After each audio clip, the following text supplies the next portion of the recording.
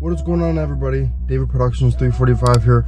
Do not mind my voice. I'm still a little bit sick, recovering from a cold I had a couple days ago. You nasty. Anyways, this video you guys see, the title, the thumbnail, cluster swap 1 year later. Do I still enjoy it?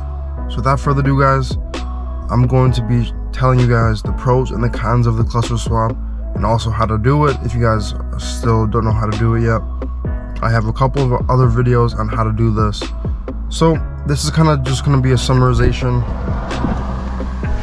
of how to do the cluster swap and what I like and what I don't like about it. So without further ado, guys, let's flip the camera around and let's get right into this video. Alrighty, guys, this is the cluster swap right here. This is available for the 2011 to 14 Dodge Chargers and Chrysler 300s. The Challengers cannot do this, so if you guys have a Challenger, you are out of luck. Anyways, do not mind the blend doors in the background. They're annoying. Still gotta fix the one on the driver's side to get my AC working. Anyways, this is the cluster swap right here, and in order to do this, you need the automotive taser to work. I have mine plugged into the trunk. Basically, it is a device this big that gives you the ability to have the cluster swap, and also it can give you a ton of other features, like for example SRT pages and performance pages like that. So anyways, I have a video on this and a couple of my favorite features from the automotive taser, so make sure to check them out. Also, I have a video on how to get the SRT pages, so make sure to check that out as well. Anyways, starting off with the pros of this. It is very easy to do, and honestly, anybody can really do this. It's not hard at all. You just got to take a pry tool, pry around the bezel. The cluster is secured with 4 screws or 4 bolts, and then the screen as well is secured onto the bezel with 4 screws. So what you have to do basically is, for the new bezel, because you need a new bezel, you need to secure this onto here. And I use zip ties and tape. That's what a lot of people use, or you can drill holes. I have tons of other videos on this. The process is not hard at all, just making sure it's lined up so you don't see a little bit of the gray. So my recommendation is just to use zip ties, like drill a hole around here and here, and then just use zip ties to secure the radio. So anyways, not hard to do at all. It just takes a little bit of time to do, but honestly, it's not hard to do at all. So if you guys are wondering about whether it's an easy process or not, it is definitely an easy process. Also, guys, the screen is way bigger. So this is the cluster swap screen. For the old screens for my old cluster was like this. So the screen is a lot smaller. It did not have all this extra real estate with the PRND-M right there. And also, I like how these gauges are cooler, like the gas gauge and then the hot and cold / 170 260.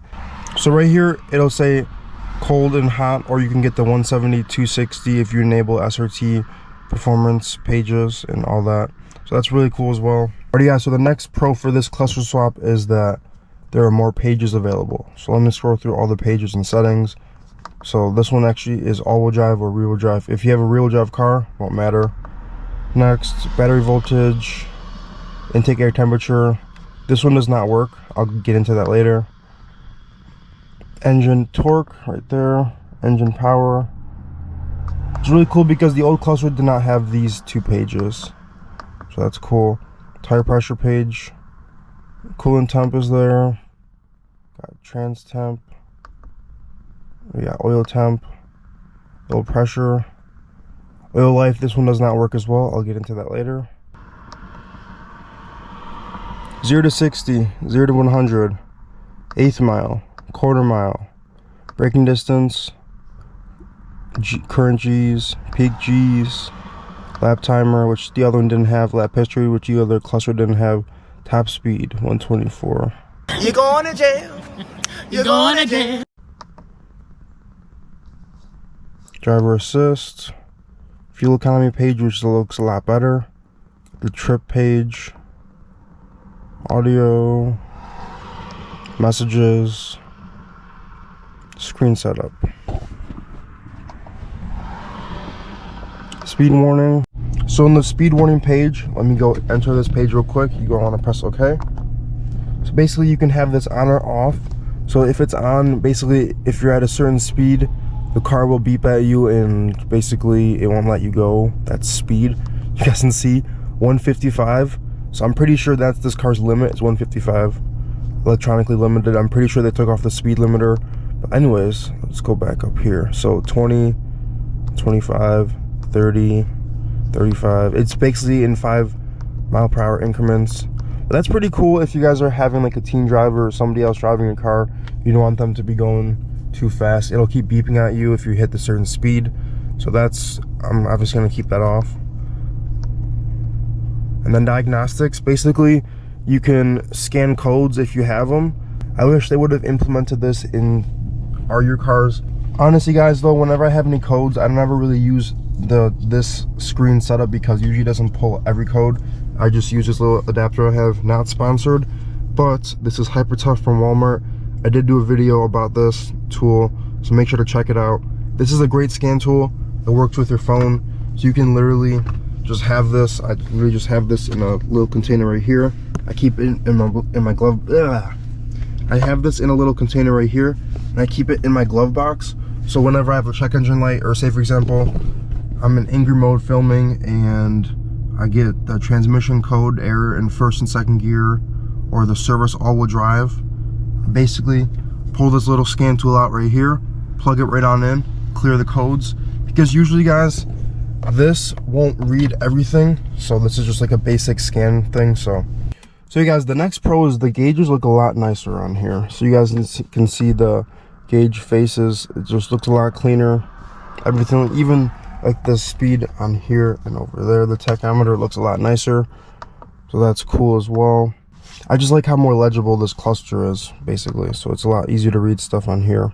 It's just that the gauges look more nice, guys. Like this fuel economy page looks awesome. The older one was very boring. This one just looks way better. And it's cool because it has like the dial just like the other pages did. So your average mile per gallon is right there as well. Also guys, what I love about this cluster is that you can have the range and the miles per gallon, and you can configure all this.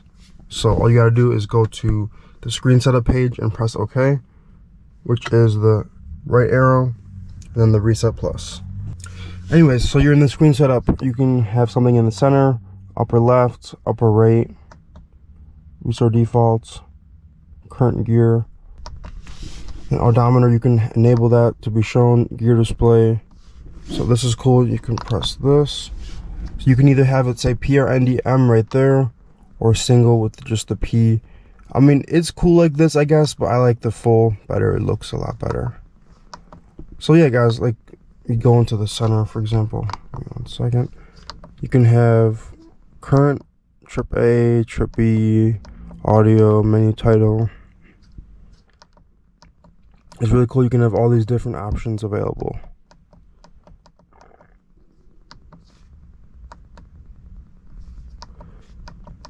So as you guys can see, you can basically put anything wherever you want, and you can configure this to your own way you want. So that's another one of the pros. Also guys, it just makes your interior look a lot more modern and a lot more modernized. The bigger number looks a lot better as well. So if you guys look from like right here, it just makes your interior look a lot better, and it goes very well with the SRT pages right here. So it just makes the whole setup look a lot better, except for the steering wheel. This still kind of defeats the purpose of a modernized car, but it is what it is. So guys, that's the pros. Let's move on to the cons now. So let's start up the car real quick and show you guys some of the cons.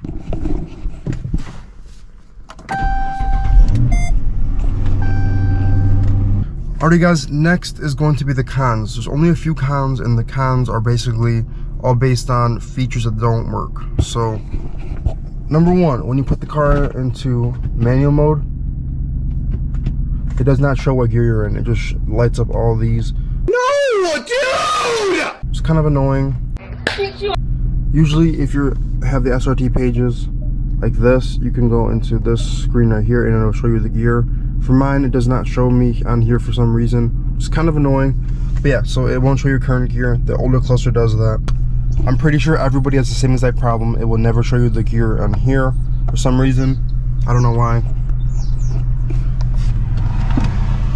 Also, if we scroll through some of these pages right here, intake air temperature will not work. That's one of the cons as well.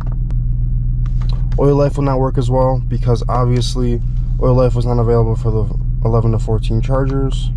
Alrighty guys, so there are a few more cons. This is a different day. You guys can see it's raining outside. Also, you guys can see I'm blowing my nose a lot and I'm still recovering from this cold.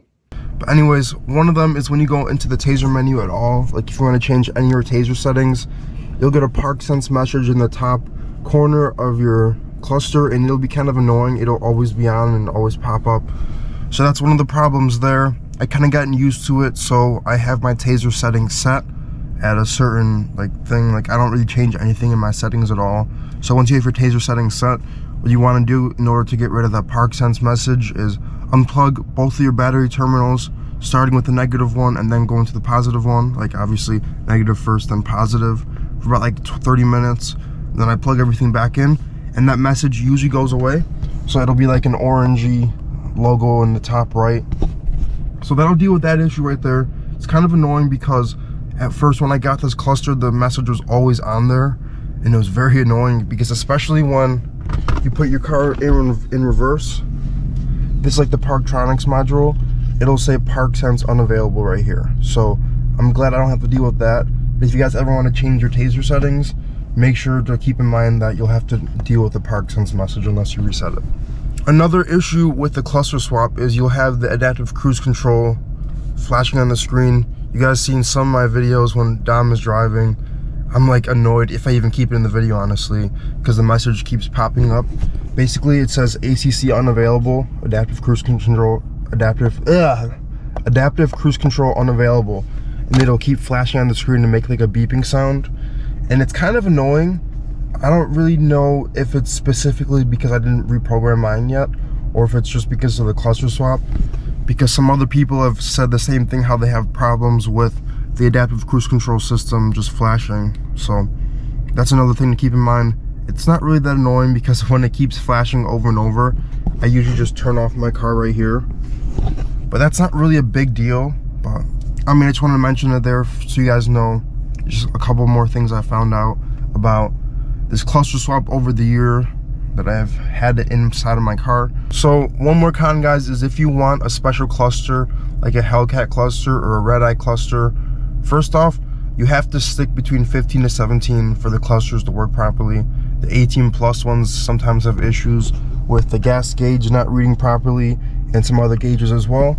So make sure to stick between 15 and 17.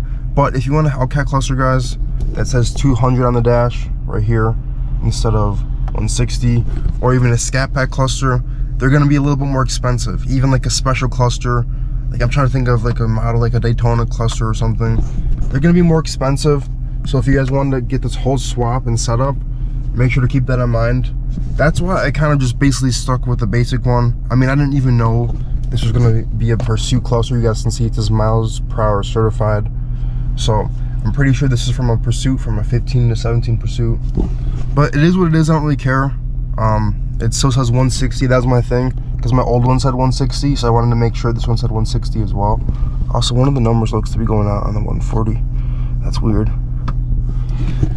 Anyways, guys, in terms of the swap and how much it costed, I don't really have a specific number because you can get different prices. Because for this bezel, I paid like $50 from somebody on Marketplace. They got it from a junkyard. And then from the cluster, I bought it from somebody on a Facebook group. So technically, if you get lucky, guys, you could find a cluster and bezel from a 15 to 17 in a junkyard, and it'll be really convenient because then you don't have to find it from somebody and pay extra. But honestly, I've seen prices for the clusters go from 100 to 150, and for the bezels about like 50 to 100, I believe. So just keep looking around, guys. Try to save your money. Don't spend too much on these parts, because again, as I mentioned before, these are plastic. The bezel's plastic. Only thing is, guys, I wanted this bezel specifically because it kind of matches my interior better. It has the chrome here, and the chrome hits match this, and this kind of print right here. Why did I say this? So weird. This print right here matches this print better than the black bezel that I had. So I kind of OCD, guys, just a little bit OCD, but I just wanted to make sure this cluster and bezel setup would look good because I'm going to be looking at this every single day when I drive this car. So you guys can see it's rainy outside today, unfortunately. But yeah, just wanted to make sure that the cluster and bezel work properly. Also, I believe that the font changes if you get a specific cluster. I'm pretty sure there's 2 different fonts. It depends on how your 0 looks, but this is how mine looks. So now it comes down to the point. Do I recommend this cluster swap? Do I not recommend this cluster swap? My personal opinion, I recommend it. It's one of my favorite modifications I ever did to this vehicle. Only problem, as I mentioned before, is a couple features don't work, but if you guys are not too OCD about that, then you should be fine. Just a couple little things, honestly.